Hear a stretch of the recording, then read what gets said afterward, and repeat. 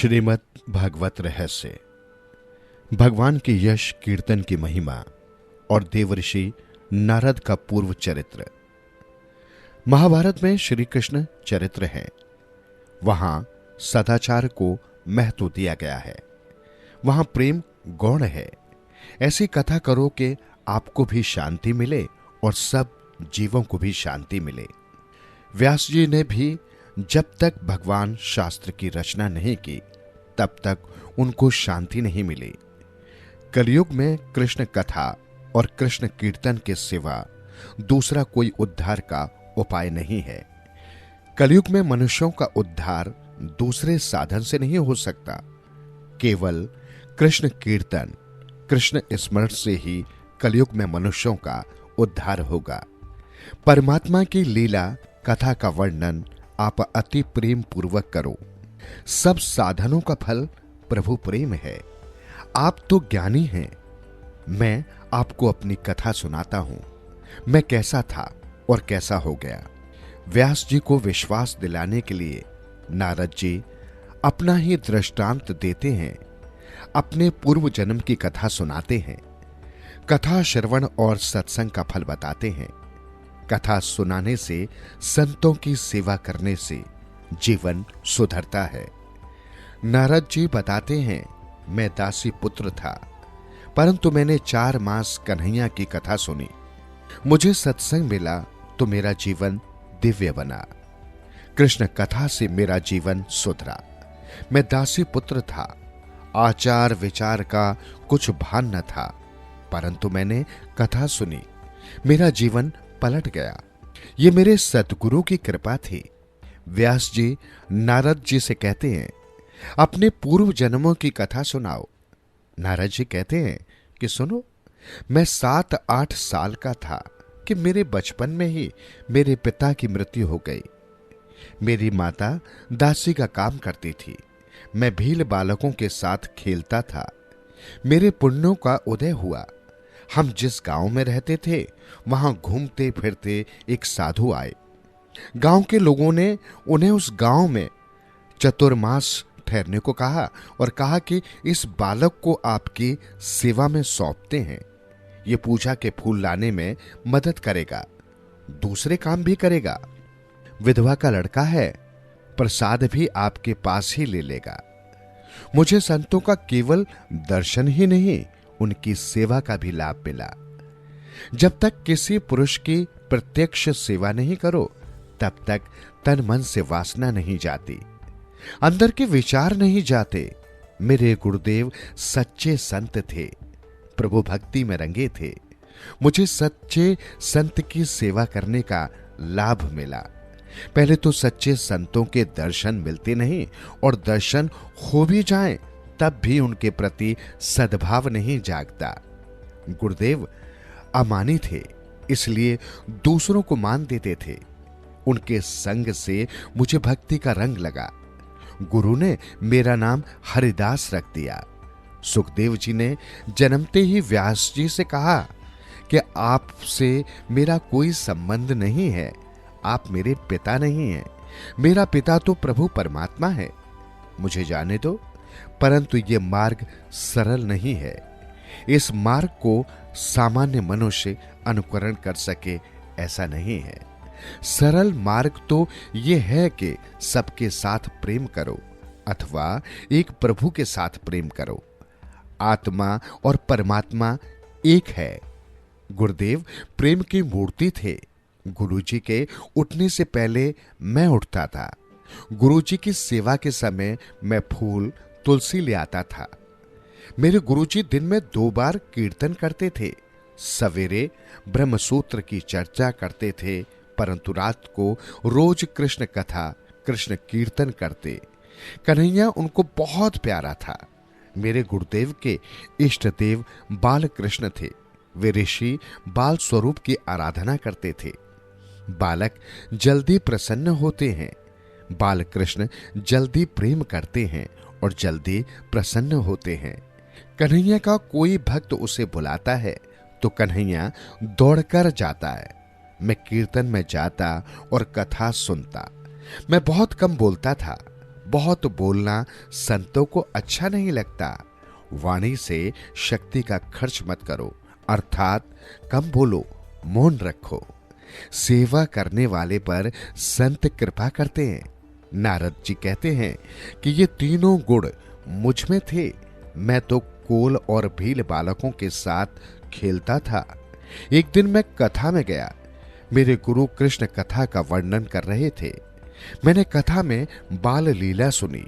छोटे छोटे बालक कन्हैया को बहुत प्यारे लगते हैं। कथा सुनकर प्रभु के प्रति मेरा सद्भाव जागा। कृष्ण कथा असल में प्रेम कथा है। कृष्ण कथा में गोपियों को, स्त्रियों को, बालकों को, सबको आनंद आता है। श्री कृष्ण की कथा ही ऐसी दिव्य है कि ये सबको आनंद देती है। श्री कृष्ण कथा में ऐसा आनंद आने लगा कि मेरा खेलना छूट गया। श्री कृष्ण कथा में गुरुदेव पागल की तरह डूबे हुए हैं। मनुष्य संसार के पीछे पागल बनते हैं और उस दशा से मुक्त नहीं हो सकते। भगवान के पीछे जीव पागल बने तो जीव और शिव एक हो जाते हैं। संत की आंखों में श्री कृष्ण विराजते हैं। संत पाप नहीं करते। संत तीन प्रकार से कृपा करते हैं। संत जिसकी ओर बार बार दृष्टिपात करते हैं उसका जीवन सुधरता है। माला फेरते समय जिस शिष्य की याद आएगी उसका जीवन सुधरेगा। मेरे गुरु मुझे बार बार निहारते थे। गुरुजी कहते हैं कि ये बच्चा बड़ा समझदार है। गुरुजी को आनंद होता है। वे बहुत प्रसन्न थे। ये जीव जातिहीन है परंतु कर्महीन नहीं है। संत जिस पर प्रेम की नजर डालते हैं उसका कल्याण होता है। एक दिन प्रसाद लेने के बाद मैं उनकी झूठी पत्तलें उठा रहा था। मैं दासी पुत्र था, कहे बिना मुझे खाने को कौन देता। गुरुजी ने मुझे इस प्रकार सेवा करते देखा। संत का हृदय पिघला। गुरुजी ने पूछा कि हरिदास तुमने भोजन किया है? मैंने ना कहा। गुरुदेव को मुझ पर दया आई। ये बालक कितना समझदार है। गुरुदेव ने मुझे आज्ञा दी कि पत्तों में मैंने महाप्रसाद रखा है, ये तुम खाओ। मैंने वो प्रसाद खाया। शास्त्र की आज्ञा है कि गुरुजी की आज्ञा के सिवा उनका उच्छिष्ट नहीं खाना चाहिए। संत जब कल्याण की भावना से प्रसाद देते हैं तो कल्याण होता है। संत हृदय पिघलने पर जब बुलाकर देते हैं तब वे प्रसन्न हुए हैं, ऐसा मानना चाहिए। मैंने प्रसाद ग्रहण किया। मेरे सब पाप नष्ट हुए। मुझे भक्ति का रंग लगा। मुझे कृष्ण प्रेम का रंग लगा। उस दिन मैं कीर्तन में गया। मुझे नया अनुभव हुआ। कीर्तन में एक ऐसा निराला आनंद आया कि मैं आनंद में थे नाचने लगा। अति आनंद से देहाध्यास छूटता है। कीर्तन भक्ति श्री कृष्ण जी को अतिशय प्रिय है। भक्ति का रंग मुझे उसी दिन लगा। मुझे राधा कृष्ण का अनुभव हुआ। शुकदेव जी कहते हैं कि नारद जी व्यास जी को अपना आत्मचरित्र सुनाते हैं। मैं कम बोलता था, इसलिए मुझ पर संतों की कृपा हुई। सेवा में सावधान रहता था। संत सेवा में सद्भाव रखते हैं, परंतु गुरुदेव की मुझ पर खास कृपा हुई। मुझे वासुदेव गायत्री का मंत्र दिया। पहले स्कंद के 5वें अध्याय का 37वां श्लोक। ये वासुदेव गायत्री का मंत्र है। इस वासुदेव गायत्री का हमेशा जप करो। 4 माह इसी प्रकार गुरुदेव की सेवा की। गुरुजी का गांव छोड़कर चले जाने का दिन आया। गुरुदेव अब चले जाएंगे, ये सोचकर मुझे दुख हुआ। मैंने गुरुजी से कहा, गुरुजी आप मुझे साथ ले चलिए, मुझे मत छोड़ो। मैं आपकी शरण में आया हूं। मैं आपके चौके पर सोया करूंगा। मैं आपका छोटे से छोटा काम भी करूंगा। मुझे सेवा में साथ ले चलो, मेरी उपेक्षा न करो। गुरुदेव ने विधाता का लेख पढ़कर मुझे कहा कि तू अपनी माता का ऋणान अनुबंधी है पुत्र। इस जन्म में मैं तुझे उसका ऋण चुकाना चाहिए, इसलिए माता का त्याग नहीं करना। तो यदि माता को छोड़कर जाएगा तो तुझे दूसरा जन्म लेना पड़ेगा। तेरी माता की आहें हमारे भजन में विक्षेप करेंगी। तू घर में रहकर भी प्रभु का भजन हो सकता है। नारद जी कहते हैं, आपने तो कथा में कहा था कि प्रभु भजन में जो विघ्न करे उनका त्याग कर दो। प्रभु के भजन में जो साथ दे उसका ही संग करो। जो ईश्वर के मार्ग में ले जाए वही सच्चा स्नेही है। मेरी माता अगर मेरे भजन में विक्षेप करने वाली हो तो क्या मुझे अपनी माता का त्याग नहीं करना चाहिए? संसारी माँ बाप की तो यही इच्छा रहती है कि मेरा पुत्र विवाह करके वंश की वृद्धि करे। उनको ये इच्छा तो होती ही नहीं कि उनका पुत्र परमात्मा में तन्मय हो। मेरी माता मेरे भजन में विक्षेप करने वाली है। आपने कथा में एक दिन कहा था कि अपने स्नेही भी जो कथा में विक्षेप करने वाले हों तो ऐसे स्नेहियों का भी त्याग कर दो। मीराबाई को लोगों ने बहुत त्रास दिया। तब मीराबाई ने घबराकर संत तुलसीदास को पत्र लिखा कि मैं 3 साल की थी तब से मैंने गिरधर गोपाल के साथ शादी की है। ये मेरे संबंधी मुझे कष्ट देते हैं, मुझे अब क्या करना चाहिए? तुलसीदास जी ने चित्रकूट से ही पत्र लिखा कि कसौटी सोने की होती है, पीतल की नहीं। तुम्हारे लिए ये है, जाके प्रिय न राम वैदेही तजिए ताही कोटि वैरी सम यद्यपि परम स्नेही। जिसे सीताराम प्यारे न लगे, जिसे राधा कृष्ण प्यारे न लगे, ऐसा अगर सगा भाई भी हो तो उसका संग भी छोड़ देना चाहिए। दुसंग सर्वथा त्यागने योग्य है, दुसंग सर्वथा त्याज्य है। मीराबाई ने यह पत्र पढ़कर मेवाड़ का त्याग कर दिया और वृंदावन आ गई। भक्ति बढ़ानी हो तो मीराबाई का चरित्र बार बार पढ़ो। संसारी माता पिता भी पुत्र को संसार का ही ज्ञान देते हैं। माता के संग मैं रहूंगा तो भजन में विक्षेप होगा। गुरुजी ने कहा, तू मां का त्याग करे, ये मुझे अच्छा नहीं लगता है। ठाकुर जी सब जानते हैं, तेरी माता तेरे भजन में विघ्न करेगी तो ठाकुर जी कोई लीला करें। संभव है वे तेरी माता को उठा लें अथवा तेरी माता की बुद्धि को सुधार दे। घर में रहना और इस महामंत्र का जप करना, मां का अनादर नहीं करना। जप करने से प्रारब्ध बदलता है, जबकि धारा टूटे नहीं, इसका ध्यान रखना। मैंने गुरुजी से कहा, आप जप करने को कहते हैं, मगर मैं तो अनपढ़ दासी पुत्र हूं, मैं जप कैसे करूंगा, जप की गिनती कैसे करूंगा? गुरुदेव ने कहा, जब तुम करना गिनेगा कन्हैया। जो प्रेम से भगवान का स्मरण करते हैं उनके पीछे पीछे भगवान फिरता है। मेरे प्रभु को और कोई काम नहीं है। जगत की उत्पत्ति और संहार का सारा काम माया को सौंप दिया है। परमात्मा के नाम का जो जाप करता है, परमात्मा उसके पीछे पीछे फिरते हैं।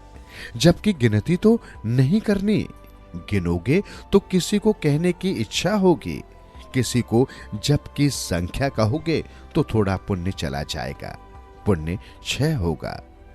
गुरुजी ने मुझे वासुदेव गायत्री मंत्र का 32 लाख जप करने को कहा। 32 लाख जप होगा तो विधाता का लेख भी मिटेगा, पाप का नाश होगा। कहा कि बेटा, इस मंत्र का सदा जप करना। मंत्र का जप करने से ईश्वर के साथ जीव का संबंध होता है। पहले रुद्र से संबंध होता है, इसके बिना ब्रह्म के साथ संबंध नहीं होता है। फिर ब्रह्म साक्षात्कार होता है। रोज यही भावना रखना कि श्री कृष्ण मेरे साथी हैं। श्री कृष्ण प्रेम के स्वरूप हैं। तेरा कल्याण करेंगे। बेटा, तू बाल कृष्ण का ध्यान करना। श्री कृष्ण का बाल स्वरूप अति मनोहर है। बालक को थोड़ा दो तो भी वो राजी होता है। इसलिए गुरुदेव ने बाल उपासना की, बाल स्वरूप का ध्यान करने की आज्ञा दी। भावना से बाल स्वरूप का ध्यान करो। मेरे गुरुजी मुझे छोड़कर चले गए। मुझे अति दुख हुआ। पूर्व जन्म के गुरु का नाम लेते ही नारद जी रोने लगे। सच्चे सतगुरु को कोई स्वार्थ नहीं होता। मैंने निश्चय किया और जप शुरू कर दिया। मैं सतत जप करता। जप किए बिना मुझे चैन नहीं आता। घूमते फिरते और सपने में भी जप करता था। शैया पर सोने से पहले हमेशा जप करो, जबकि धारा टूटे नहीं। 1 वर्ष तक वाणी से जप करना, 3 वर्ष कंठ से जप करना, 3 वर्ष के बाद मन से जप होता है। इसके बाद अजपा जाप होता है। मां को ये रुचता न था, फिर भी मैंने 12 वर्ष तक 16 अक्षरी महामंत्र का जप किया। मनुष्य जप करते हुए भी छल कपट करते हैं, इसी से उनके पुण्यों का नाश होता है। मां की बुद्धि भगवान बदल देंगे, ये सोचकर मां को मैंने कुछ न कहा। मैंने अपनी माता का कभी भी अनादर नहीं किया। उसके बाद माता एक दिन गौशाला में गई, वहां उसको सर्प ने काट लिया। सूत जी सावधान करते हैं, सर्प अपराधी को काटता है। माता ने शरीर का त्याग किया। प्रभु ने कृपा की, अनुग्रह मान्यमान। मैंने माना कि मेरे भगवान का मुझ पर अनुग्रह हुआ है। माता जी के शरीर का अग्नि संस्कार किया। मुझे आनंद हुआ। मैं मातृ ऋण से मुक्त हुआ। घर में जो कुछ रखा था मैंने माता के काम में ले लिया। मुझे प्रभु में श्रद्धा थी, अतः मैंने कुछ संग्रह नहीं किया। जन्म से पहले मेरे लिए माता के स्तन में दूध पैदा करने वाला दयालु भगवान मेरे पोषण की व्यवस्था करेगा। वो क्यों नहीं करेगा? परमात्मा विभर है, मैं अपने भगवान का हूं, तो क्या भगवान मेरा पोषण नहीं करेंगे? मैंने अपने साथ कुछ नहीं लिया। पहने हुए कपड़ों के साथ मैंने गृह त्याग किया। जिसका जीवन केवल ईश्वर के लिए है वो कभी भी संग्रह नहीं करेगा। भगवान नास्तिक का भी पोषण करता है। नास्तिक कहता है मैं ईश्वर को नहीं मानता, परंतु मेरा परमात्मा कहता है बेटा तू मुझे नहीं मानता मगर मैं तुझे मानता हूं। जीव भले ही अज्ञान में जो चाहे सो बोले, मगर ठाकुर जी कहते हैं तू भगवान का अंश है। जो ईश्वर का नियम पालता नहीं, धर्म को मानता नहीं, ऐसे नास्तिक का भी परमात्मा पोषण करते हैं। तो क्या कन्हैया मेरा पोषण नहीं करेंगे? मैंने कभी भीख नहीं मांगी, मगर अपने प्रभु की कृपा से मैं कभी भूखा नहीं रहा। मैंने किसी चीज का संग्रह नहीं किया, परंतु मेरे भगवान ने किसी दिन मुझे भूखा नहीं रखा। भगवत स्मरण करता मैं फिरता था। 12 वर्षों तक मैंने अनेक तीर्थों का भ्रमण किया। इसके बाद मैं घूमता फिरता गंगा नदी के तट पर पहुंचा। गंगा स्नान करता, बाद में एक पीपल के वृक्ष के नीचे बैठकर जप करता। जब ध्यान से करता था, गुरुदेव ने आज्ञा की थी कि खूब जप करना। मैंने जप नहीं छोड़ा। गुरु ने कहा प्रभु दर्शन दे तो भी जप न छोड़ना। मैं गंगा किनारे 12 वर्ष रहा। 24 साल से भावना करता था कि कन्हैया मेरे साथ है। मेरे पूर्व जन्म के पाप बहुत होंगे, इसलिए मुझे प्रभु के दर्शन नहीं हो रहे हैं, परंतु श्रद्धा संपूर्ण थी। इस कारण एक दिन प्रभु मुझे दर्शन अवश्य देंगे। भावना में भाव से मुझे श्री कृष्ण दिखते थे, मगर मुझे बाल कृष्ण के प्रत्यक्ष दर्शन नहीं हो रहे थे। अपने श्री कृष्ण का मुझे प्रत्यक्ष दर्शन करना था। मैं सोचा करता कि श्री कृष्ण मुझे कब अपनाएंगे, कब मुझे मिलेंगे। मुझे श्री कृष्ण दर्शन की तीव्र इच्छा जागी। क्या अच्छा हो कि मुझे श्री कृष्ण की झांकी हो। मेरे लला ने कृपा की। एक दिन ध्यान में मुझे सुंदर लीला प्रकाश दिखा। प्रकाश को देखकर मैं जप करता था।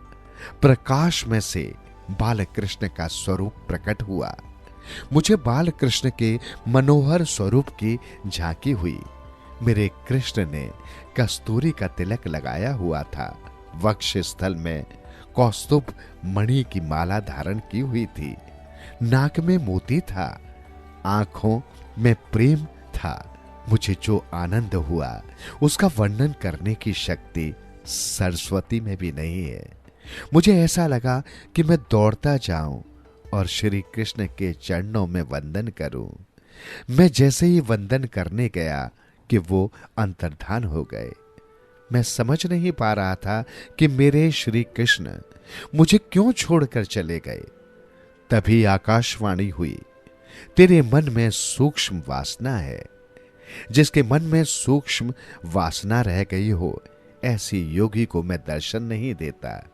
इस जन्म में अब मेरा दर्शन तुझे नहीं होगा। यूं तो तेरी भक्ति से प्रसन्न हूं। तेरे प्रेम को, भक्ति को पुष्ट करने के लिए मुझे दर्शन दिया है, परंतु तुझे अभी एक जन्म और लेना पड़ेगा। अभी तेरे बहुत से जन्म बाकी हैं। अगले जन्म में तुझे मेरा दर्शन होगा। दृष्टि और मन को सुधार, सतत विचार कर कि मैं तेरे साथ हूं। जीवन के अंतिम श्वास तक जप करना। बिना भजन का भोजन पाप है। सत्कर्म की समाप्ति नहीं हुआ करती। जिस दिन जीव की समाप्ति, उस दिन सत्कर्म की समाप्ति। इसके बाद मैं गंगा किनारे रहा। मरने से पहले मुझे अनुभव होने लगा कि इस शरीर से मैं अलग हूं। जड़ चेतन की ग्रंथ छूट गई। जड़ और चेतन की, शरीर और आत्मा की जो गांठ लगी है, ये गांठ भक्ति के बिना नहीं छूटती। शरीर से आत्मा अलग है, ये सब जानते हैं, पर उसका अनुभव कौन करता है? उसका अनुभव बहुत कम लोग कर पाते हैं।